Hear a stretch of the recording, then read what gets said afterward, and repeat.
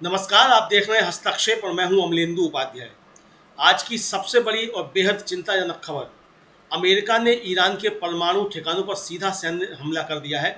Trump ने इसे शानदार सैन्य सफलता बताया है। क्या ये तीसरे विश्व युद्ध की दस्तक है?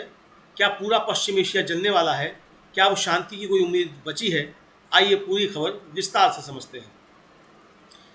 बीती रात अमेरिकी लड़ाकू विमानों ने ईरान के 3 प्रमुख परमाणु केंद्रों फोर्डो, नतांज और इस्फहान पर हमला किया।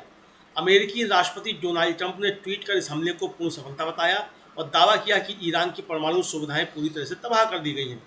ट्रंप ने कहा कि अब ईरान को शांति स्थापित करनी चाहिए, वरना अगली बार हमले और भी बड़े और ज़्यादा आसान होंगे।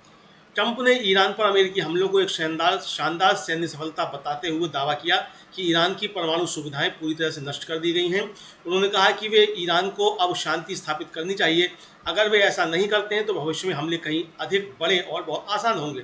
ट्रंप ने कहा कि अभी भी कई लक्ष्य बचे हुए हैं। अगर शांति जल्दी नहीं आती है तो हम सटीकता, गति और कौशल के साथ उन अन्य लक्ष्यों पर हमला करेंगे। ट्रंप ने कहा यह जारी नहीं रह सकता, या तो शांति होगी या ईरान के लिए त्रासदी होगी, जो पिछले 8 दिनों में हमने देखी है उससे कहीं अधिक बड़ी होगी। इजराइल के प्रधानमंत्री बेंजामिन नेतन्याहू ने ट्रंप के हमले का समर्थन करते हुए कहा कि पहले शक्ति फिर शांति।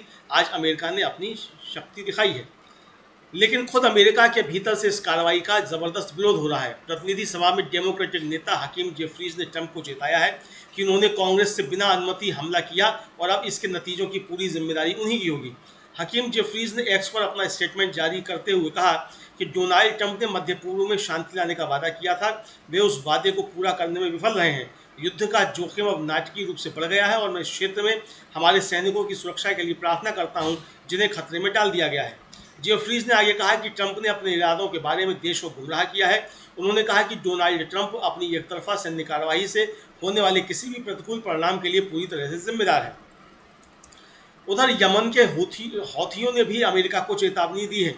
यमन के हूती विद्रोहियों ने अमेरिका को खुलेआम चेतावनी देते हुए कहा है कि वाशिंगटन को इसकी कीमत चुकानी पड़ेगी। संयुक्त राष्ट्र महासचिव ने भी इस हमले पर गहरी चिंता जताई है। संयुक्त राष्ट्र महासचिव एंटोनियो गुटेरेस ने हमले को खतरनाक बढ़ोतरी बताया है। उन्होंने चेताया कि यह संघर्ष अब बेकाबू हो सकता है और दुनिया को गंभीर संकट में डाल सकता है। सवाल यह है कि अब आगे क्या होगा, ईरान की प्रतिक्रिया क्या होगी, क्या रूस या चीन इस युद्ध में हस्तक्षेप करेंगे, क्या यह संघर्ष तीसरे विश्व युद्ध की ओर बढ़ रहा है, और सबसे बड़ा सवाल, क्या कूटनीति की खिड़की अब भी खुली है।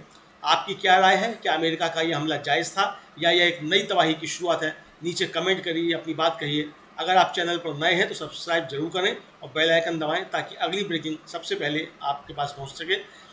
मुझे दीजिए अनुमति, मिलते हैं फिर अगले बुलेटिन में।